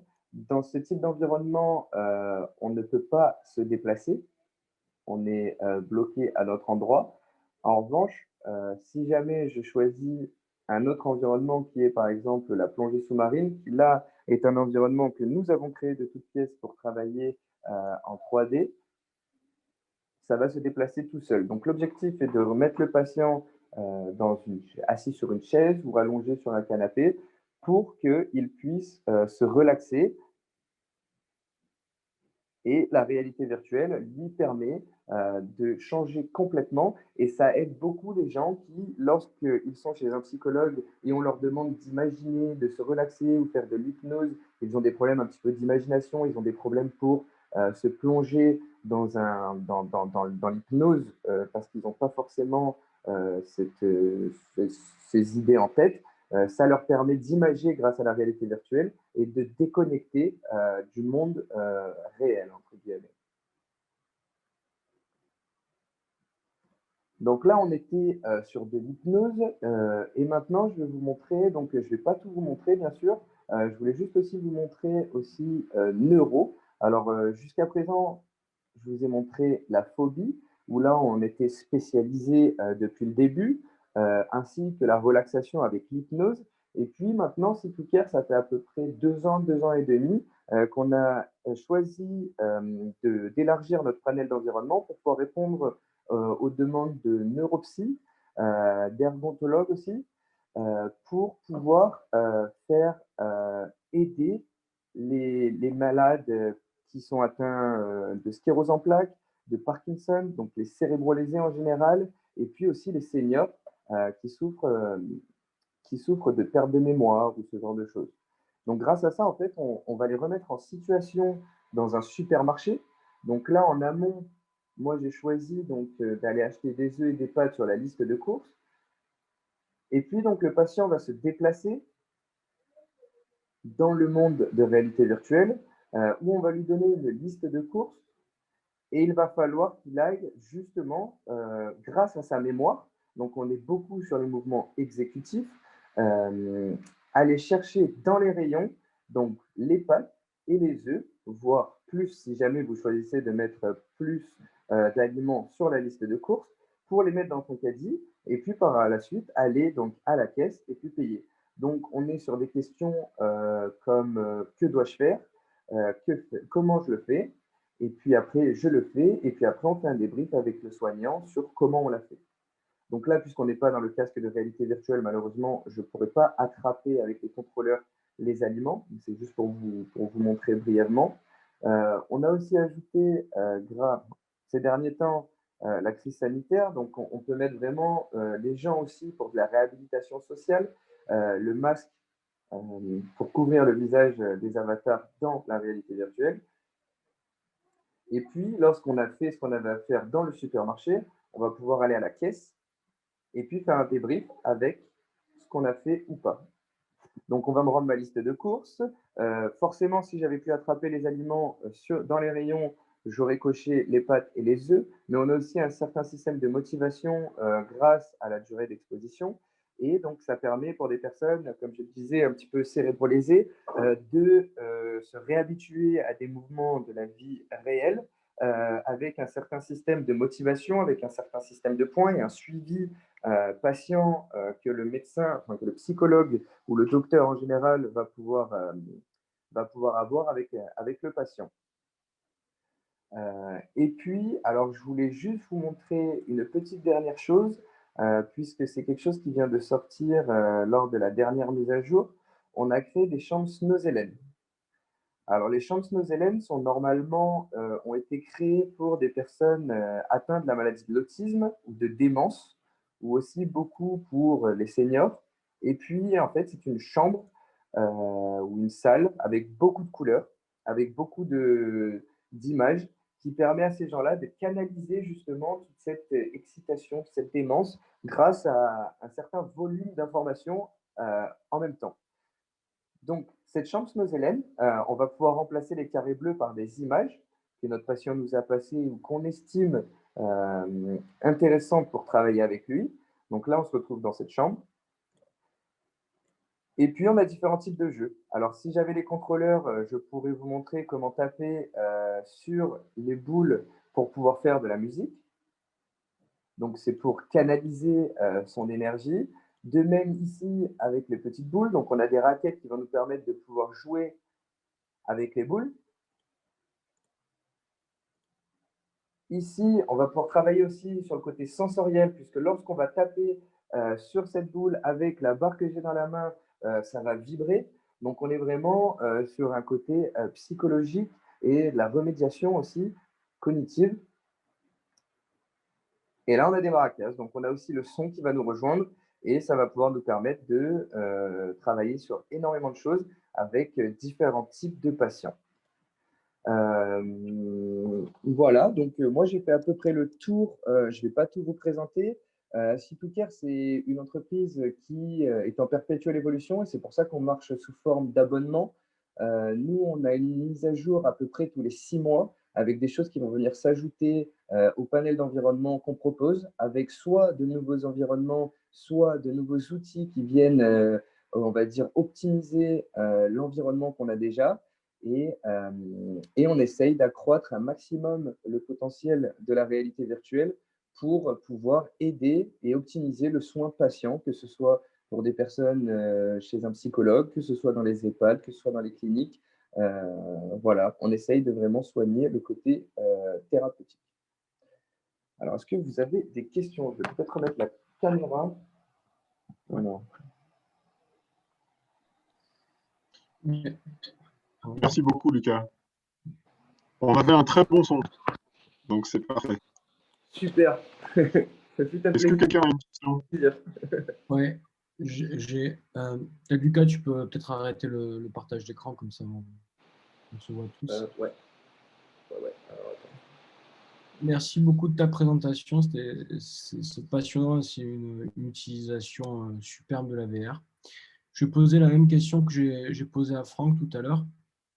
Là, tu es dans une utilisation qui est encadrée par un praticien, et en plus, il y a vraiment le praticien qui lui-même va gérer l'environnement, donc c'est très encadré, c'est super. Ensuite, est-ce que tu as des idées, ou peut-être c'est déjà fait, ou dans le pipe, ou alors pas du tout, de la possibilité d'avoir un autre format pour l'entre-deux entretiens, puisque là, c'est chez le praticien. Est-ce que vous pensez à faire quelque chose aussi pour le domicile, pour continuer entre les deux pratiques? Tout à fait. Alors, il faut savoir que, comme vous le savez, j'imagine, les casques de réalité virtuelle aujourd'hui sont sans fil. Et nous, l'objectif, c'est de pouvoir avoir le patient qui va être chez lui et le praticien qui va être dans son cabinet et qui va pouvoir donc suivre la thérapie en réalité virtuelle à distance avec le patient. Donc ça, c'est quelque chose qu'on est en train d'essayer de mettre en place. Ça marche déjà. Le problème, c'est qu'aujourd'hui, les casques de réalité virtuelle ne sont pas encore assez démocratisés pour que les patients puissent avoir un casque de réalité virtuelle chez soi. C'est quelque chose qui est en train d'arriver. On travaille pas mal à l'étranger avec des psychologues assez avancés sur le sujet qui, eux, travaillent déjà de cette façon-là ou qui sont en train d'élaborer le projet avec nous. Donc oui, c'est la façon dont on a envie de travailler. Après, il y a encore des petites choses à voir, c'est-à-dire que la réalité virtuelle aujourd'hui optimise le soin patient qu'on va pouvoir proposer, mais ne soigne pas. Et donner un logiciel thérapeutique à un patient, on a peur qu'il puisse y avoir justement, comme le disait tout à l'heure Franck, il va peut-être tomber, il peut y avoir des problèmes. Nous, c'est psychologique en plus de ça, donc ça peut être dangereux. Donc on est en train d'évaluer le pour et le contre, mais en l'occurrence, oui, c'est vraiment de cette façon-là qu'on aimerait pouvoir évoluer. Il faudrait bien qu'un jour les casques soient remboursés par l'assurance maladie. Ce serait beau, ce serait beau. On se poserait moins de questions, je pense. Maxime, je te laisse faire les démarches auprès des agences régionales de santé et du ministère de la Santé. Et puis, on profitera du fruit de ton travail. Moi, je n'ai pas le temps de m'occuper de ça. Merci, Lucas. Est-ce qu'on a une autre question pour Lucas?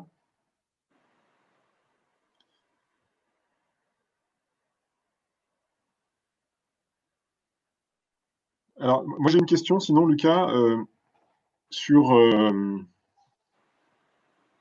marquage CE. J'imagine qu'il y a un ou des marquages CE. Une question pareille, un peu naïve, parce que je ne connais pas du tout. Est-ce que tu as un marquage CE ou tu demandes un marquage CE pour ce que j'appelle la plateforme, c'est-à-dire l'ensemble, ou est-ce que chaque environnement doit faire l'objet d'une démarche spécifique? Je ne sais pas si ma question est claire. J'ai pas tout compris. Si tu veux bien répéter, s'il te plaît. Alors, ma question, c'est donc, est-ce qu'on est dans du dispositif médical au sens de la réglementation, c'est-à-dire est-ce que tu dois avoir un marquage CE avant de pouvoir commercialiser ce type d'outil, en fait? Alors, ça, c'est ma première question. Absolument, bien sûr. C'est bien pour ça que nous, on est associés, donc, comme je le disais, avec le docteur Malbos dès le début et le professeur Lançon. On travaille aussi de très près avec Madame Alexandra Lecar, qui est sur Paris, qui vient d'ouvrir un hôpital spécialisé dans la thérapie et dans l'innovation. Donc, c'est très intéressant. Mais c'est vrai que nous, on marche que sur cahier des charges. Donc, on a des demandes, comme je le disais, c'est pour ça qu'en fait, on marche sur retour patient. On marche sur retour patient, sur retour soignant, et c'est comme ça qu'on élabore et qu'on élargit notre panel d'environnement. Mais on n'a jamais sorti un environnement qui n'avait pas été certifié ou approuvé, du moins avec des recherches par le docteur Malbos ou d'autres CHU partenaires qu'on a. Grégoire, est-ce que je peux rajouter un D'accord. petit truc sur ce marquage CE? Parce qu'on a évidemment les mêmes Oui, problématiques. bien sûr. Alors, c'est compliqué. Alors, voilà, je vais faire la même. Je dois être normand, c'est compliqué et très simple à la fois. C'est un flou artistique en France, mais même FDA, c'est pareil, hein. C'est une question d'interprétation, en fait. Bon, d'abord, il faut savoir, pour nous, pour les kinés, avant d'être marqué CE, ils s'en foutent complètement. Il y a plein de matériel, même à l'hôpital, hein, quand on te pèse à l'hôpital, on te met sur une balance qui n'est pas CE médicale, ça leur pose pas de problème. Dans un bloc opératoire, Maxime, tu me corrigeras si je me plante, mais les télés qu'on peut avoir pour afficher les scanners, les télés ne sont pas CE médicales, et pourtant, c'est du matériel qui est au bloc. Donc, la réglementation est un peu à géométrie variable selon l'auditeur qui va venir. Donc, pour nous, ce qui nous concerne, je pense que pour C2Care, c'est la même chose. Les logiciels sont marqués CE médical. C'est du classe 1, donc c'est de l'auto-certification. On dit, Oui. on vous garantit, on a tout le dossier technique, l'analyse de risque, etc. On a une directrice qualité dans l'équipe. Donc, on vous garantit que ça répond à toutes les spécifications de CE médical. Maintenant, le masque ne l'est pas. Mais, alors ça, légalement, c'est encore un peu plus compliqué. Si, dans notre ligne de devis, et ce n'est pas exactement la même chose aux États-Unis, si on vend une solution Virtualis dans laquelle il y a le PC, le masque et le logiciel, sur la même ligne de devis, tout doit être marqué CE médical pour rentrer à l'hôpital. Par Oui. contre, si dans la ligne de devis, il y a le pack logiciel qui, lui, est marqué CE médical et du matériel qui, lui, serait interchangeable, on peut choisir un autre PC, on peut choisir un autre masque de réalité virtuelle, on est compatible avec quasi tous les masques de réalité virtuelle qui existent, mais on pourrait aussi le projeter sur une télé, ce qu'on fait sur la plateforme, par exemple, si vous l'avez vu. Donc, on dit, mais c'est le masque, finalement, ce n'est pas un outil thérapeutique, c'est un périphérique d'affichage, comme le disait Maxime tout à l'heure. Donc, le masque n'a pas besoin d'être certifié CE médical. Alors, il y a un zélé qui pourrait dire si, il doit l'être, mais FDA, il n'y a pas de souci, et CE, il n'y a pas de souci, on fait marquer que nos logiciels. De toute façon, j'avais demandé à HTC dès le début, il m'a dit, mais on a des masques qui sont dans le bloc opératoire, et pour nous, il n'est pas question de faire cette démarche de marquage CE médical. Voilà pour répondre de manière un petit peu plus concrète, j'espère. Ok. C'est Non, mais c'est exactement. parfait. Ouais. Quand je parlais de HoloLens, c'est le FDA Approval qu'il y avait eu. Je n'ai pas trouvé ce qui avait été approuvé en définitive. Tu vois, je pense que c'est le HoloLens, mais ça pose quand même un problème parce que si ce n'est pas le logiciel qu'il y a derrière, là, on change même de classe thérapeutique. Hein, je ne sais pas si tout le monde est au courant, mais en fonction d'à quoi sert l'outil, il y a une classe qui va être appliquée. Franck parlait de la classe 1, ça va jusqu'à la classe 4, où là, c'est invasif, ce sont des prothèses, etc. Et au milieu, il y a les classes diagnostiques. Donc, participer à un logiciel diagnostique, je pense que il est parti, donc je trouve plus son nom. Je pense qu'en fait, on ne sait jamais ce qui est vraiment approuvé. Ouais, c'est ce que je veux dire dans ce sens-là. Et qu'il faut être très, très, très, très prudent, quoi. Très prudent. Après, ce que présente Franck, permet justement de s'affranchir un peu de ça. Nous, finalement, sur le matériel de captation, donc de capture d'images, vidéo qu'on prend, on a besoin en fait de rien, en définitive, puisqu'on ne va même pas participer à un diagnostic. Par contre, si on fait de l'accompagnement procédural pendant la chirurgie, c'est un outil participant à la thérapeutique, et à ce moment-là, ça nécessite de passer ces classes. Après, l'autre chose aussi, c'est d'utiliser des ISO en fonction de l'environnement dans lequel on est. Et puis là, au moins, c'est reconnu de façon internationale, quoi. Et d'ailleurs, pour contourner le problème diagnostic, parce qu'effectivement, dès qu'on dit le mot diagnostic dans nos manuels, on passe en classe 2, et là, ça demande un audit, une certification ISO, etc. Nous, pour les kinés, c'est simple, on appelle ça des bilans. Et le bilan n'induit pas un passage en classe 2. Enfin, il y a tout un tas de choses pour contourner la classe 2, qui est une torture en France, mais aussi en FDA. Définitivement, là, il y a quand même l'Europe est en train de renforcer les lois là-dessus. Jusqu'à présent, les entreprises étaient plutôt focalisées sur avoir le FDA parce que l'Europe, c'était beaucoup plus simple, et c'est en train de se renverser complètement. Et d'ailleurs, pour nous, le gros paramètre là-dessus, c'est que, étant donné que les dispositifs vont pouvoir finalement être utilisés plus précocement aux États-Unis qu'en Europe, parce qu'ils vont avoir l'approval plus rapidement, tous les programmes de formation vont commencer à être fabriqués aux États-Unis plutôt qu'en Europe. D'accord. Merci beaucoup pour votre réponse conjointe. Effectivement, c'est un sujet qui m'avait l'air compliqué, donc c'est pour ça que j'ai posé la question. Est-ce qu'on a une autre question pour Lucas?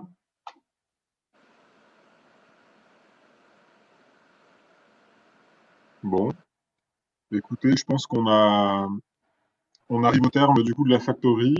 Donc, merci encore aux intervenants, aux 4 intervenants. Merci aux participants. Merci à Digital 113 pour l'organisation, le support technique. On a les coordonnées de la plupart des gens dans le chat, si vous regardez, ceux qui les ont mis en tout cas.